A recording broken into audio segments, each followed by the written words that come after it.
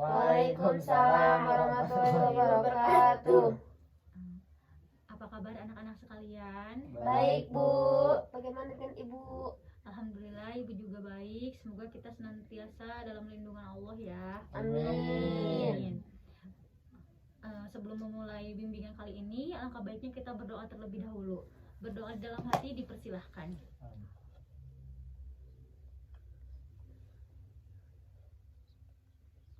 Berdoa selesai.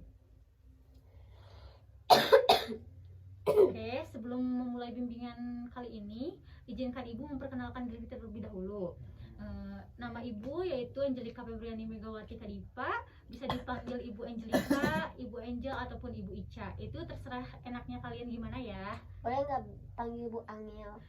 Boleh. Itu gimana baiknya kaliannya aja. Kalau ya? Bu Ica boleh? Boleh. Kalau Bu Angel boleh? Boleh. Apapun itu boleh ya. Asal jangan Ibu sesuai enggak sama nama Ibu aja ya. Bu Mega. Oke, sekarang kalian sudah kenal dengan Ibu. Sekarang bagian Ibu yang pengen kenalan sama kalian ya. Boleh, mau dimulai dari siapa dulu? Saya, Bu, saya. Oke, dari siapa dulu ya? Saya. Oh, dari ada yang ini, yang sebelah sini. Nama saya Bunga Alexandra, saya kelas 12 IPS 3. Dari mana? Dari Desa Sukamana. Oh iya, selanjutnya siapa? Saya. Ya, sebelah sini aja ya. Nama saya Teti Herawati, kelas 12 IPS 3. Saya dari Sukamana juga sama. Tetangga kita. Oh, tetanggaan, ya. Lanjut. Nama saya Dewi Sri Aprilia, Kelas kelas 12. 12 IPS 3 dari Sukamana. Ya, yang terakhir ini hanya siapa namanya? Gimana itu? Jangan malu-malu. Hah? Iya, benar. Top, ya, siapa namanya? Kan nama saya Umar Akbar dari kelas 12 IPS 3 dari Bojong. Jadi di sini ada Dewi, ada Teti, ada Bunga, dan juga ada Lambang. Sekarang kita sudah saling mengenal ya. Ya. Dilanjutkan aja. Ibu, apa itu bimbingan kelompok? Apakah udah ada yang tahu bimbingan kelompok itu apa? Belum, Bu. Sepertinya belum ada yang tahu ya. Jadi bimbingan kelompok itu yaitu merupakan layanan bimbingan dan konseling yang diberikan kepada individu untuk membahas masalah atau topik umum secara luas dan mendalam yang bermanfaat bagi anggota kelompok. Bisa dipahami? Bisa. Oke, sekarang Ibu akan menjelaskan teknik apa yang akan Ibu gunakan dalam bimbingan kelompok kali ini, yaitu dengan menggunakan teknik pemberian informasi mengenai tema yang akan dibahas kali ini, yaitu temanya mengenai pilihan karir setelah SMA. Nah, Ibu pengen tahu ya, di sini kalian setelah SMA itu mau melanjutkan kemana sih? Kalau Boleh.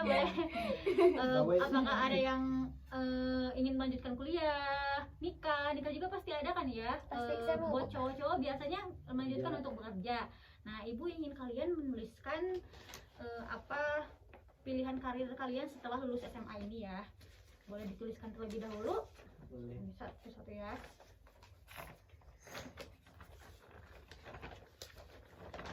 Bisa dituliskan dulu ya. Ibu kasih waktu 2 menit untuk menuliskan pilihan karir kalian setelah SMA nanti.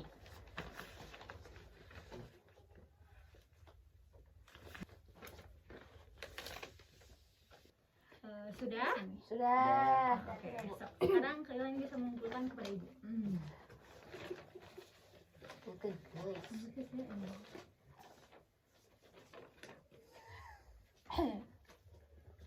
Ibu baca dulu ya.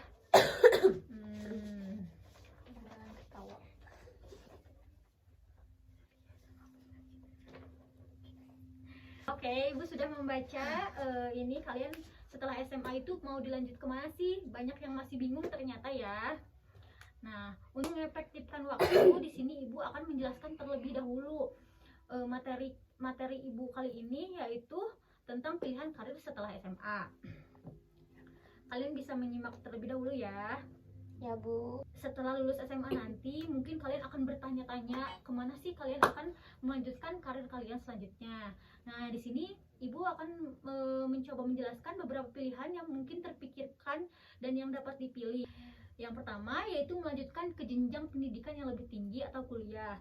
Nah, Ibu sudah baca tadi ada beberapa yang ingin melanjutkan kuliah. Pastinya tidak mudah. Pertama-tama sebaiknya sesuaikan jurusan apa yang diminati dan kemampuan yang adik-adik punya. Jadi jangan asal memilih jurusan. Nanti kalian bisa menyesal di tengah jalan. Kedua yaitu bekerja. Juga ada yang mengisi setelah lulus SMA itu ingin bekerja.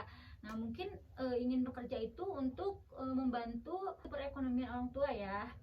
Nah, bekerja itu mungkin dipilih setelah melihat kondisi ekonomi keluarga yang kurang mendukung untuk melanjutkan ke perguruan tinggi, atau mungkin karena keinginan adik sendiri agar segera mandiri secara ekonomi. Tapi kita juga bisa lulus SMA bekerja terlebih dahulu. Jika ingin kuliah setelah bekerja, kita bisa mencoba untuk kuliah dengan mengambil kelas karyawan, jadi bekerja sambil kuliah. Nah, tadi juga ada yang mengisi ingin menikah. Nah, siapa ya tadi yang ada mengisi ingin menikah? Mungkin emang udah ada calonnya ya. Jadi setelah lulus SMA ya pengen menikah. Gak apa-apa sih kalau emang udah ada calonnya dan orang tua juga sudah mengizinkan. Akan tetapi tentunya menikah bukanlah pilihan yang bijaksana untuk kalian yang baru keluar SMA langsung pengen nikah. Itu bukan pilihan yang bijaksana.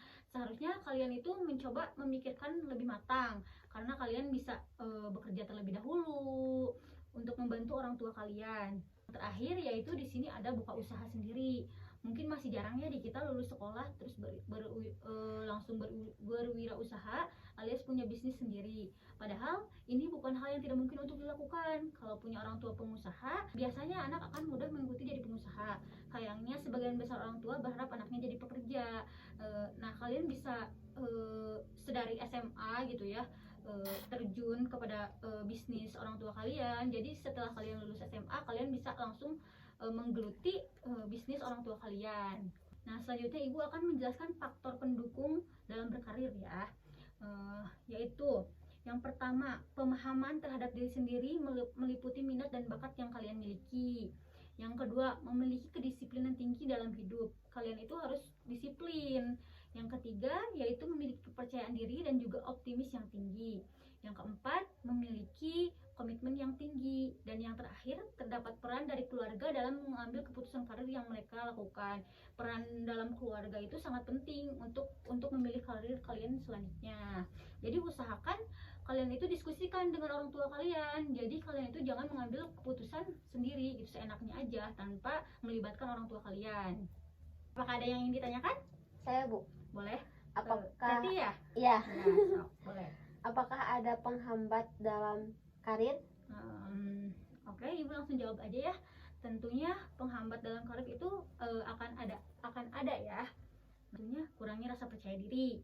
Yang kedua, kebiasaan dan perilaku buruk.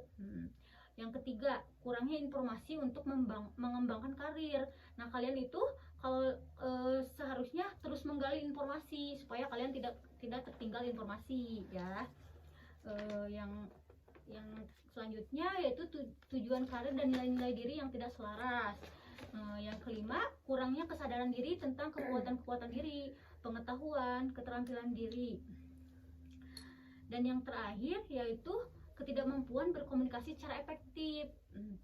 Mungkin itu jawaban yang Ibu bisa sampaikan ya. Nah, selanjutnya Ibu akan membahas ke pembahasan selanjutnya ya. Persiapan apa saja sih yang harus kita lakukan dalam pemilihan karir? Ada yang tahu? Enggak. Yang pertama yaitu personality, yaitu kepribadian. Ada kecocokan antara kepribadian Anda dan karir pilihan. Hal ini memiliki dampak signifikan pada apakah Anda menemukan pekerjaan yang dapat membuat Anda merasa terpuaskan. Nah, ada dua aspek utama yang harus dipertimbangkan. Meskipun karir tersebut cocok dengan kepribadian yang kalian miliki, namun seberapa banyak kalian bekerja sesuai dengan preferensi atau keinginan kalian untuk yang cocok. Kalian itu memerlukan fleksibilitas perubahan di luar karir pilihan kalian. Nah, selanjutnya motivasi. Kalian itu memerlukan motivasi dari lingkungan dekat kalian, dari orang tua, teman-teman dekat, maupun dari pacar kalau kalian memang punya pacar ya. Nah, motivasi yang lebih luas mencakup berbagai topik. Yang pertama yaitu minat, yang kedua sense of achievement, sesuatu yang memberi Anda sebuah prestasi, dan yang ketiga yaitu faktor motivasi tak sadar. Nah, selanjutnya kalian itu harus mempunyai skills, yaitu keterampilan. Yang keempat, kalian harus mempunyai nilai-nilai. Hal ini mungkin termasuk gaya hidup yang kalian inginkan, keyakinan kalian, agama, atau panduan etika yang kalian ikuti. Nah, dan yang kelima yaitu kendala. Kendala termasuk komitmen keuangan atau keterbatasan. Keenam yaitu ambition, yaitu ambisi, tujuan jangka panjang. Nah, kalian itu harus mempunyai tujuan kalian untuk kedepannya seperti apa gitu ya. Misalnya bagaimana dan kapan kalian ingin menikah, lalu berkeluarga dan menetap. Terus apakah kalian menginginkan suatu pekerjaan tunggal seumur hidup atau memiliki pilihan untuk mengubah karir. Nah, yang selanjutnya yaitu opportunities, yaitu kesempatan. Kesempatan di sini yaitu kalian memutuskan apa yang ingin kalian lakukan. Kalian dapat menemukan peluang melalui tindak-tindakan seperti mencari melalui iklan untuk pekerjaan atau pelatihan kejuruan atau sponsor, pendekatan kepada perusahaan untuk melihat apakah ada kekosongan jabatan, networking melalui orang yang kalian kenal untuk mendapatkan referensi. Dan yang keempat, kalian bisa mencoba mengusahakan menciptakan bisnis sendiri. Oke. Yang terakhir, Ibu akan membocorkan gimana sih cara kita sukses dalam pemilihan karir. Simak baik-baik ya. Miliki tujuan sukses dalam berkarir tanpa bertindak sama halnya seperti bermimpi di siang bolong. Tak peduli seberapa besar mimpi Anda dalam berkarir, semuanya tak akan berubah jadi nyata sampai Anda bertindak. Jadi nggak hanya sekedar omongan saja. Jadi kalian harus membuktikan, kalian harus bertindak gitu.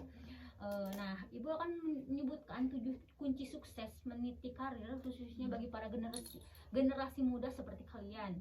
Yaitu yang pertama, sikap positif. Pelajari bagaimana cara bersikap yang baik, aspek mana saja dalam hidup yang dikendalikan oleh sikap pribadi, bagaimana menentukan sikap sendiri, dan apa strategi spesifik untuk mengubah sikap lebih positif. Nah, hati-hati, sikap merupakan kebiasaan permanen dalam hidup. Jadi perhatikan sikap kalian jika ingin karir kalian berjalan lancar. Nah, pokoknya sikap itu nomor 1 di mana-mana juga. Attitude yang dilihat ya. Yang pertama attitude ya, Bu. attitude. Nah, yang kedua percaya diri. Nah, pahami cara mengeluarkan potensi diri dengan mengidentifikasikan kemampuan dan bakat pribadi. Selain itu, kalian juga perlu membangun kekuatan akademis dan minat pribadi agar bisa memanfaatkan semua peluang dengan percaya diri. Pokoknya kalian harus percaya diri ya. Jangan apa-apa tuh takut, jangan. Pokoknya harus percaya diri. Kalah mental ya, Bu. Iya. Yang ketiga yaitu kebiasaan positif. Nah, kalian harus menghilangkan kebiasaan-kebiasaan negatif dalam hidup dan mulai identifikasi berbagai cara yang dapat membuat hidup kalian semakin mudah dijalani. Nah, ingat kebiasaan positif dapat menjadi salah satu cara mencapai kesuksesan. Jadi pokoknya hilangkan terlebih dahulu kebiasaan-kebiasaan negatif kalian ya. Nah, yang keempat yaitu buat pilihan yang tepat. Nah, keseimbangan kehidupan kerja dan pribadi seringkali terganggu saat kalian terlalu sibuk di sekolah. Yang kelima yaitu gunakan imajinasi kreatif. Perluas kemampuan kalian untuk menyelesaikan masalah dengan menggunakan imajinasi kreatif. Jangan salah, kreativitas merupakan kunci sukses dalam berkarir ya. Emang kenapa kamu ketawa? Centil, Bu. Kamu ya lanjut ya. Yang cantik kok sih kayak gitu. Lanjut ya, ini sebentar lagi. Nah, yang selanjutnya yaitu gigih. Kalian perlu menelusuri seluruh kemajuan dan berbagai proses yang telah dilakukan. Tingkatkan fokus pada apapun tujuan yang ingin dicapai. Jangan lupa menambah koneksi dan selalu bersyukur terhadap berbagai pencapaian pribadi. Jangan lupa bersyukur ya. Nah, dan yang terakhir yaitu punya tujuan. Nah, kalian itu harus bisa membedakan antara keinginan dan target yang harus dicapai ketika berkarir. Kalian harus membuat komitmen. Nah, rencana dan mulai beraksi. Pastikan kalian mencapai target-target yang ingin kalian capai. Nah, setelah Ibu menjelaskan dari awal sampai akhir, apakah ada yang ingin ditanyakan lagi? Enggak ada, Ya, cukup, cukup Bu. ya. Nah, Tahu. setelah kita berdiskusi dari awal sampai akhir, apakah ada yang ingin menyimpulkan materi hari ini yang telah kita bahas sama-sama? Ayo Lambang. Lambang mau menyimpulkan? Enggak. Oh, enggak. Bunga barangkali mau? Nggak mau, Bu. Oh, ini Tati mau. Enggak, Bu. Dewi mau, Dewi. Ini Bu Iya. paling dewasa. Oh, karena nggak ada yang mau, mungkin Ibu simpulkan saja sendiri ya. Nah, setelah kelulusan kelas 11 SMA nanti, mungkin kalian nggak ngerasa ya kalau sekarang setelah kelulusan kelas 12 SMA nanti euforianya pasti masih terasa ya, tetapi mungkin tidak berlama-lama karena setelah itu masuk masa-masa kebingungan mau kemana nih setelah tamat. Ketika masih SMA, hal ini mungkin belum terpikirkan dengan jelas karena masih terfokus untuk belajar materi-materi pelajaran di sekolah, dan juga tuntutan harus mencapai nilai tertentu agar dapat lulus ujian akhir nasional. Sarankan kalian dari sekarang jangan berleha-leha ya, kalian harus sudah memikirkan dengan matang setelah lulus SMA ini nanti kalian akan kemana. Yang ingin kuliah jangan sampai salah jurusan, dan yang ingin bekerja semoga diterima dengan passion yang kalian miliki, dan yang ingin menikah semoga bisa mendapatkan suami yang baik ya, Amin ya Allah. dan menjadi keluarga yang sakinah mawaddah warahmah. Amin. Mungkin cukup sekian bimbingan kelompok kali ini. Mohon maaf apabila banyak kekurangan, dicukupkan saja ya. Terima kasih atas kehadiran anak-anak sekalian. Dicukupkan saja. Wabillahi taufiq wal hidayah. Wassalamualaikum warahmatullahi wabarakatuh. Waalaikumsalam warahmatullahi wabarakatuh.